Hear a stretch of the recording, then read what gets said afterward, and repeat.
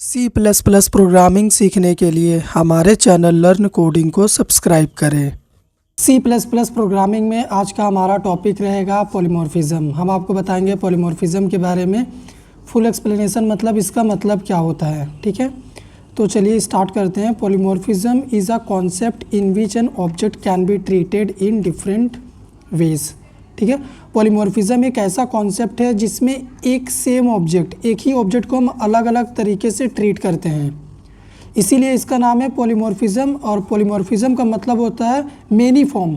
Poly का मतलब हो गया मेनी, मॉर्फिज्म का मतलब हो गया फॉर्म। तो मेनी फॉर्म होता है एक सिंगल ऑब्जेक्ट का, और सिंगल ऑब्जेक्ट को हम अलग अलग तरीके से ट्रीट करते हैं, वही हो गया polymorphism. It means that objects of a class can be used as object of their derived class. वही चीज़ प्रोग्रामिंग लैंग्वेज में कैसे बोलेंगे वो लिखा हुआ है कि एक क्लास रहेगा, मान लो बेस क्लास रहेगा, तो उसी बेस क्लास का ऑब्जेक्ट को हम जितना भी डिराइव क्लास रहेगा उनके साथ यूज़ करेंगे। ठीक है, सेम वे में, अलग अलग वे में, सेम बेस क्लास के ऑब्जेक्ट को। तो एक रियल एग्जांपल अगर हम आपको समझाएं, यहाँ पे ये कौन है, ये ट्रीट करिए कि हम हैं। ठीक है, तो हम एक ऑब्जेक्ट हैं। तो अगर मान लीजिए हम मार्केट में हैं, कुछ ख़रीदने के लिए गए हैं, तो लोग हमको एक कस्टमर के जैसे ट्रीट करेंगे, क्योंकि हम उनके लिए क्या है, उनके लिए उनका कस्टमर है। अभी हम आपको पॉलीमॉर्फिज्म का ये कॉन्सेप्ट बता रहे हैं, तो आप हमको एक टीचर के जैसा ट्रीट करोगे। आपके लिए हम एक टीचर हैं, मेरे घर में मेरे फैमिली वाले मेम्बर के लिए हम एक फैमिली का मेम्बर हैं। ठीक है, फैमिली मेम्बर हैं, वो लोग फैमिली मेम्बर के जैसा हमको ट्रीट करेंगे। और मान लो हम अपने फ्रेंड सर्कल के साथ हैं, फ्रेंड लोगों के साथ हैं, तो वो लोग हमको एज अ फ्रेंड ट्रीट करेंगे।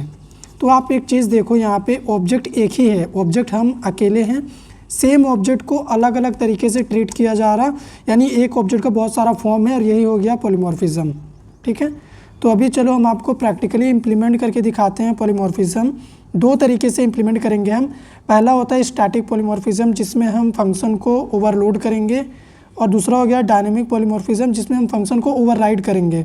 और ये दोनों पॉलीमॉर्फिज्म का ही पार्ट है, तो जो भी हमने आपको थ्योरी में बताया है वही चीज़ हम यहाँ पे प्रैक्टिकली इम्प्लीमेंट करेंगे।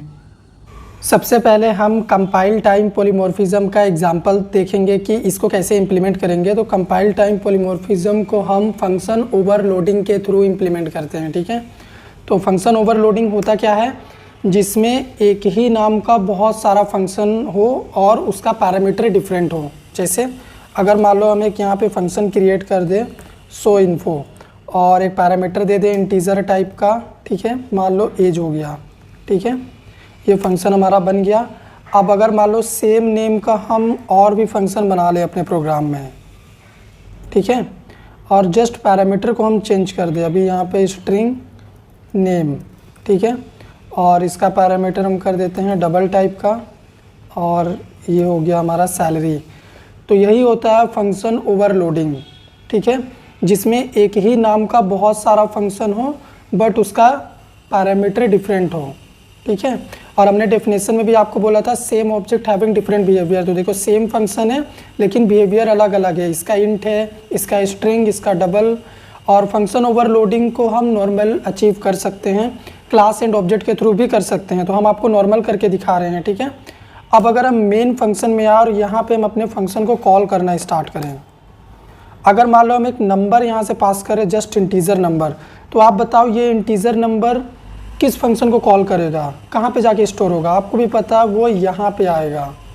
और अगर मान लो सेम फंक्शन को हम कॉल करें और यहाँ से स्ट्रिंग वैल्यू पास कर दें, तो अभी आपको भी पता है स्ट्रिंग वैल्यू पास कर रहे हैं, इसका मतलब वो यहाँ पे स्टोर होगा, ये वाला फंक्शन चलेगा। ठीक है, और अभी अगर हम मान लो कोई डेसिमल वैल्यू पास कर दें, ठीक है, तो ये वाला फंक्शन कॉल होगा। तो कंपाइल टाइम पॉलीमॉर्फिज्म हम इसको इसीलिए कहते हैं क्योंकि देखो हम यहाँ पे अपने वैल्यू से ही, पैरामीटर से ही पता कर ले रहे हैं कौन सा फंक्शन कॉल होगा। ठीक है, अब चलो यहाँ पे हम सब में क्या करते हैं, जस्ट आउटपुट को डिस्प्ले कर देते हैं। तो एज, उसके बाद एंडल। ठीक है, तो वैसे ही सभी में हम क्या करेंगे, जस्ट प्रिंट करना है हमें वैल्यू को। तो यहाँ पे होगा नेम और इसमें होगा सैलरी। ठीक है, तो प्रोग्राम हमारा रेडी है। सबसे पहले हम क्या करते हैं, इसको रन करके आउटपुट दिखाते हैं आपको। तो अभी आप यहाँ पे देखिए आउटपुट प्रिंट हो चुका है।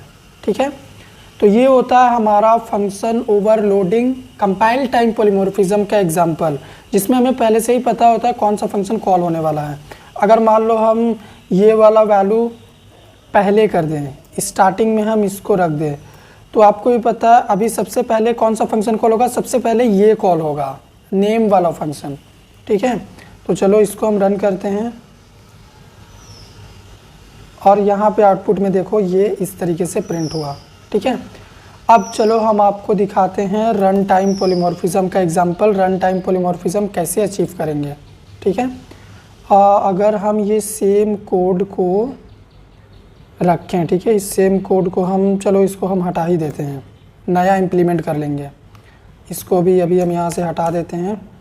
सबसे पहले हम एक क्लास क्रिएट करेंगे। रन टाइम पॉलीमॉर्फिज्म को हम क्लास एंड ऑब्जेक्ट के थ्रू ही कर सकते हैं। ठीक है, क्योंकि इसमें फंक्शन को हमें ओवरराइड करना होता है, फंक्शन ओवरराइडिंग के थ्रू रन टाइम पॉलीमॉर्फिज्म को इम्प्लीमेंट करेंगे हम। ठीक है, तो अगर हम यहाँ पे एक क्लास बनाएं ए नाम का, और इस क्लास के अंदर पब्लिक सेक्शन में हम एक फंक्शन क्रिएट कर दें void disp। ठीक है, और इसमें हम कुछ मैसेज डिस्प्ले कर देते हैं, जस्ट नॉर्मल इट्स ए। ठीक है, क्या लिख देते हैं, इट्स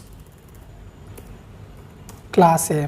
ठीक है, इतना हमने लिख दिया। अब मान लो हम यहाँ पे एक और क्लास क्रिएट कर लें बी नाम का, जो कि हमारे क्लास ए को क्या कर रहा है, इनहेरिट कर रहा है। ठीक है, जस्ट क्रिएट करके अभी हम छोड़ दिए हैं, यहाँ पे अभी कुछ भी कोडिंग हम नहीं कर रहे हैं। अब अगर हम इनहेरिटेंस परफॉर्म कर ही रहे हैं, तो यहाँ पे अगर हम क्लास बी का ऑब्जेक्ट बनाएं और इस ऑब्जेक्ट से हम फंक्शन को कॉल करें डिस्प को, तो आपको क्या लगता है, फंक्शन कॉल होगा और आउटपुट आएगा। चलिए देखते हैं। तो यहाँ पे आप देखिएगा आउटपुट प्रिंट हुआ है इट्स क्लास ए। ठीक है, इसका मतलब क्लास बी के ऑब्जेक्ट से हम क्लास ए का ये फंक्शन कॉल कर पा रहे, एक्सेस कर पा रहे। अब अगर सेम यही फंक्शन को हम रीडिफाइन कर दें, यहाँ पे क्लास बी में भी सेम कोड हम लिख दें और यहाँ पे बी टाइप कर दें ताकि पता चले, तो अभी आप बताओ हम प्रोग्राम रन करेंगे तो कौन सा फंक्शन कॉल होगा, ये वाला या फिर ये वाला। तो चलो हम देखते हैं। तो यहाँ पे अभी कोड हमारा रन हुआ इट्स क्लास बी, इसका मतलब ये वाला फंक्शन कॉल हुआ है क्लास बी का डिस्प, ए का कॉल नहीं हुआ। क्यों? क्योंकि क्लास बी ने अपने ऑब्जेक्ट से अपने फंक्शन को प्रायोरिटी दिया, अपने फंक्शन को इसने कॉल किया। लेकिन अब हमारा रिक्वायरमेंट है कि हम इसको कॉल करें, ये वाला फंक्शन ओवरराइड हो जाए, ये वाला कॉल हो जाए सेम ऑब्जेक्ट से। तो बहुत सारे मेथड होते हैं। पहला होता है कि हम क्लास का नेम डिफाइन कर दे स्कोप रिजोल्यूशन ऑपरेटर के साथ कि हम ऑब्जेक्ट को बता रहे हैं कि क्लास ए का डिस्प कॉल करो। ठीक है, तो अगर अभी हम रन करेंगे तो क्लास ए का डिस्प कॉल होगा ये वाला, ये देखो अभी क्लास बी का डिस्प कॉल नहीं हुआ। ठीक है, लेकिन हम ऐसा नहीं करेंगे, हम एक्चुअल ओवरराइड कराएंगे फंक्शन को। ठीक है, तो उसके लिए हम पॉइंटर से भी कर सकते हैं। जैसे अगर हम क्लास ए का एक पॉइंटर मेंबर क्रिएट कर दें।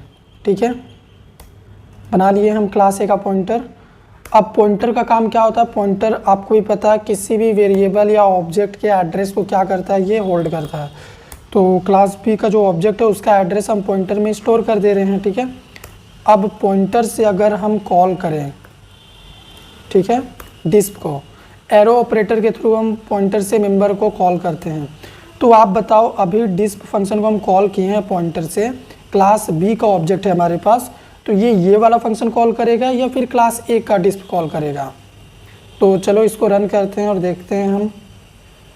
तो यहाँ पे आप देखो क्लास ए का डिस्प कॉल हुआ है क्योंकि it's class A message print हुआ है। ठीक है, लेकिन जबकि हमारे पास ऑब्जेक्ट है क्लास बी का, अब हमारा रिक्वायरमेंट है कि जब ऑब्जेक्ट क्लास बी का है तो क्लास बी का फंक्शन कॉल हो, ये वाला कॉल ना हो, ये वाला सारा पार्ट ओवरराइड हो जाए। तो फिर हम क्या करेंगे, इस फंक्शन को बना देंगे वर्चुअल फंक्शन। वर्चुअल फंक्शन बनाने से क्या होगा कि अब जब हम सेम कोड रन करेंगे तो पॉइंटर अपने फंक्शन को कॉल करने जाएगा। ठीक है, लेकिन यहाँ पे वर्चुअल लिखा हुआ तो ये इसको इग्नोर कर देगा, इसको ओवरराइड करके वो यहाँ पे चला आएगा। यहाँ पे आने का मतलब ये हुआ कि वो देखेगा कि अभी हम मेरे पास किसका ऑब्जेक्ट है, किसका ऑब्जेक्ट का एड्रेस होल्ड है, हम उसी का फंक्शन कॉल करेंगे क्योंकि हमने अपने वाले को तो वर्चुअल बना रखा है। तो चलो इसको रन करते हैं और देखते हैं अभी। तो यहाँ पे आप आउटपुट देखिए क्लास B, ठीक है, इसका मतलब अभी ये वाला फंक्शन कॉल हुआ है। तो इट मीन्स कि इस बार अभी ये वाला फंक्शन ओवरराइड हो गया है। तो ये था फंक्शन ओवरराइडिंग का एग्जांपल, ठीक है, जो कि हमने रन टाइम पॉलीमॉर्फिज्म को शो करने के लिए आपको दिखाया, जिसमें देखो सेम ही ऑब्जेक्ट है, सेम ही फंक्शन है, लेकिन बिहेवियर अलग है। ये अपना बिहेवियर यहाँ पे शो कर रहा है, ये अपना बिहेवियर यहाँ पे शो कर रहा है, ठीक है। तो यही होता है पॉलीमॉर्फिज्म, मेनी फॉर्म, इसका अलग फॉर्म है, इसका अलग फॉर्म है, जबकि नेम दोनों का सेम है। तो उम्मीद करते हैं आपको कॉन्सेप्ट समझ में आया होगा। अगर आया हो तो वीडियो को लाइक करिए, शेयर करिए, चैनल पे नए हैं सब्सक्राइब करिए।